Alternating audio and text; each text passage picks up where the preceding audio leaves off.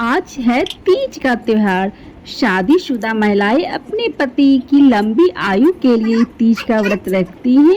वहीं जो कुंवारी लड़कियां होती अनमैरिड होती हैं ना, वो अच्छे पति यानी उन्हें अच्छा वर मिले इसके लिए भी व्रत रखती हैं। वो भी कहीं कहीं पे अनमैरिड लड़कियां करती हैं, लेकिन ज़्यादातर घरों में ना वो शादीशुदा महिलाएं जो होती है यानी जो भी सुहागन होती है ना, वो लोग अपनी पति की लंबी आयु और उनकी उनकी तरक्की हो, उन लोगों के बीच में प्यार हो, ये सब के लिए तीज का व्रत रखा जाता है। और यहाँ मैं अभी अपने नीचे आई हूँ, मैं अपने फ्लैट में ही नीचे आई हूँ और यहाँ ये आंटी और भाभी ये दोनों तीज करते हैं, तो मैं हर साल यहीं पे आती हूँ और तीज का कथा सुनती हूँ। आप लोग सोच रहे हो कि मैं तीज क्यों नहीं की हूँ, तो मैं बता दूं कि मेरे यहाँ तीज नहीं होती, मेरे मायके और ससुराल कहीं भी तीज नहीं होती, और लेकिन मुझे बहुत अच्छा लगता है तीज।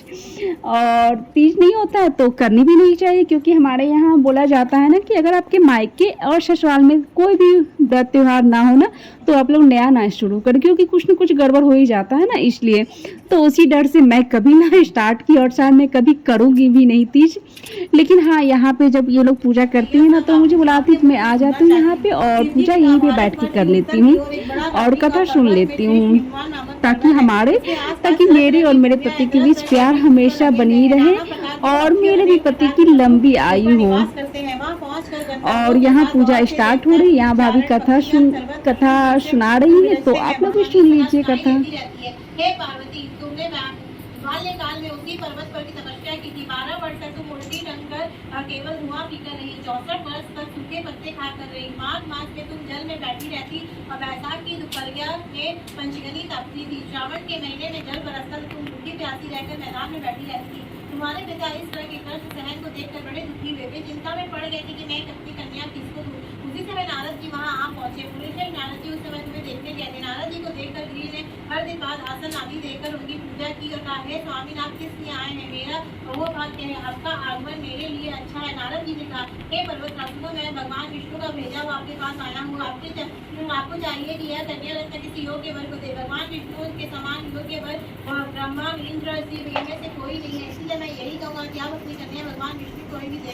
भगवान ने कहा, भगवान विष्णु स्वयं मेरी कन्या ले रहे हैं, आप यह संदेश देकर आए तो मैं उन्हें अपनी कन्या दूंगा। भगवान की इतनी बात सुनकर मुनिराज नारद आकाश में विलीन हो गए। हे पीतम्बर शंख चक्र गदारी भगवान विष्णु के पास पहुंचे। वहाँ हाथ जोड़कर नारद जी ने भगवान विष्णु से कहा, हे देवी सुनिए, मैं अपना विवाह पक्का कर दिया। उधर भगवान ने पार्वती जी के पास जाकर कहा, हे पुत्री, मैं तुम्हें भगवान विष्णु को दे डाला। तब पिता की बात सुनकर तुम बिना उत्तर दिए ही अपनी सखी के घर चली गई। वहाँ जमीन पर पड़कर तुम बड़ी दुखी होती थी, वहाँ विलाप करने लगी। तुमको इस तरह विलाप करते देख एक सखी ने पास आकर कहा, हे देवी, तुम इतनी दुखी क्यों हो, इसका कारण बताओ। तुम्हारी जो इच्छा होगी मैं यथाशक्ति उसको पूरा करने की चेष्टा करूंगी, इसमें कोई संशय नहीं है। पार्वती बोली, मेरी जो कुछ अभिलाषा है मैं तुमने प्रेमपूर्वक सुनो। मैं एकमात्र शिवजी को अपना पति बनाना चाहती हूँ, इसमें कुछ भी संयम नहीं है। मैंने इस विचार को शादी ने ठुकरा दिया, इसमें मैं अपने शरीर को त्याग दूंगी। पार्वती की बात जिसे कहते हैं कि हे देवी, स्त्री जाति की भलाई के लिए उत्तम व्रत बताएं। जो स्त्री अपने सौभाग्य की रक्षा करना चाहती है वो यत्नरत खुद इस व्रत को करे। पहले केले के खंभे आदि से सुशोभित इस पर एक सुंदर मंडप बनावे, उसमें रंग बिरंगे रेशमी कपड़े से चंदा लगावे, चंदन आदि सुगंधित द्रव्यों से यह मंडप लिपवावे। फिर शंख भेरी मृंगार आदि बजाते हुए बहुत से लोग एकत्रित होकर तरह तरह के मंडाचार करते हुए मंडप में पार्वती जैसे की प्रतिमा स्थापित करे। उस रोज दिन पर उपवास कर बहुत से सुगंधित फूल से घर और मनोहर धूप नाना प्रकार के नैवेद्य आदि एकत्र कर मेरी पूजा करे और रात भर जागरण करे। ऊपर जो वस्तुएं गिनाई हैं उनके अतिरिक्त नारियल, सुपारी, चमेली, नींबू, लौंग, अनार, नारंगी आदि जो जो फल प्राप्त हो सके उन्हें इकट्ठा कर ले। उस ऋतु में फल तथा फूल मिल सके विशेष रूप से रखे। इसके बाद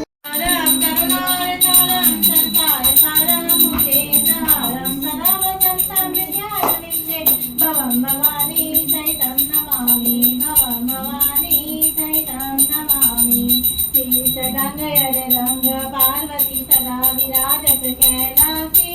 नंदी रानी नियत करत है, नंदी रानी नियत करत है। सुर राग रागिनी सब गाती। यक्ष रक्ष भैरव जहाँ डोलत बोलत है।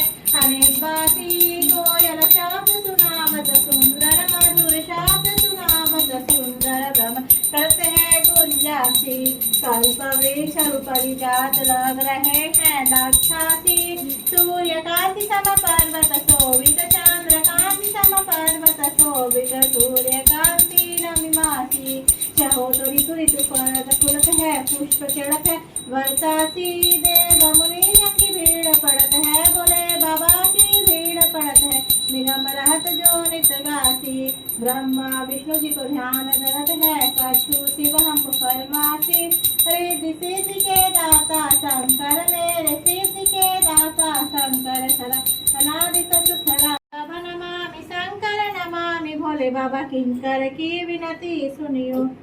पापा को बुला लो आरती दिखाएंगे राजा। और पूजा के बाद यहाँ भाभी जी फोटो शूट करवा रही और उनकी सासू माँ को देखे कि उनकी जो ड्रेसिंग वगैरह है ना, साड़ी वगैरह, वो सबको अच्छे से करें ताकि उनकी बहू की फोटो पूरा परफेक्ट आए। ऐसी सासू माँ तो सबको मिले, सभी बहू को मिले।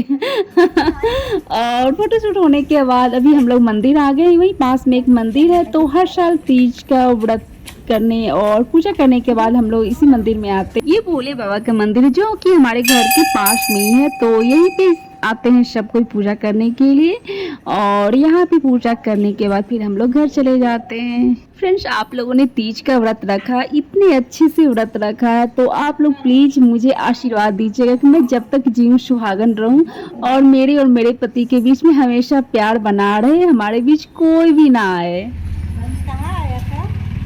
कहाँ आया था?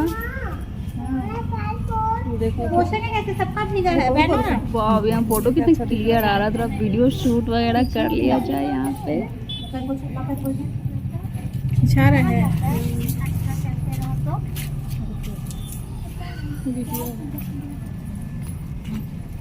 कहाँ खींचिए फोटो तो नहीं खींच रहे? वीडियो बना रहे, सुंदर लग रहा है। हाँ, अरे तुम लोग हटो रे पीछे बोल दी। और इतना मेहनत से तैयार हुए तो थोड़ा वीडियो बनाना तो बनता है ना फ्रेंड। तो यहाँ देखिए कि मैं तो तीज का व्रत नहीं की, लेकिन फिर भी मैं सज गई हूँ और भाभी जी तो तीज का व्रत की है, इसलिए वो सजी है इतना। और पता है, जब भी मेरे हस्बैंड तीज के दिन शाम में आते हैं ना, तो मैं ऐसे ही तैयार रहती और उन्हें बोलती हूँ देखिए मैंने भी तीज का व्रत नहीं किया, तो क्या मैं रेडी तो हुई हूँ ना आपके लिए, तो प्लीज़ मेरा गिफ्ट निकालो। और वो हंसने लगी, बोले अगर तीज का व्रत तुम की नहीं हो, कोई बात नहीं, सच तो गई हो मेरे लिए। और फिर वो खुश हो जाते हैं। तो आप लोग के यहाँ भी अगर तीज का व्रत नहीं होता होगा ना, तो प्लीज़ आप लोग भी सज जाइए अपने पति के लिए, क्योंकि सजने में क्या शर्माना अपने सजना के लिए। तो जितना हो दिल खोल के सजिए और एंजॉय करिए इस डे को। फोटो खींचे। हाँ, देखिए आंटी आप लोगों को हाय बोल रही है। हम लोग कहाँ जा रहे हैं बताओ? फुलतू बताओ कहाँ जा रहे हैं? कैसे अपने घर जा रहे हैं? हम लोग मंदिर गए थे, वहाँ पर हम लोग पूजा की, अब हम लोग घर जा रहे हैं। और घर जाके हम लोग बहुत सारा वीडियो बनाएंगे। हाँ, और रील्स भी बनाएंगे। हम लोग इंटरनेशनल ब्लॉग में डाला जाएगा। हाँ, और रील्स भी बनाएंगे। हाँ, और आप लोग सब्सक्राइब जरूर कर दीजिएगा। हाँ, सब्सक्राइब करने के बाद भी कुछ होता है। हाँ, बेल आइकन दबा दीजिएगा।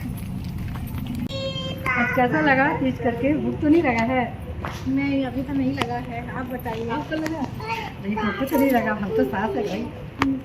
खूबसूरत लग रही हो। हाँ, मेरी बहू बड़ी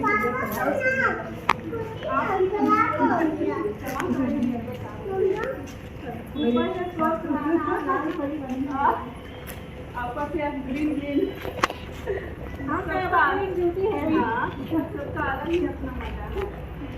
अरे भाई काली सास की बड़ी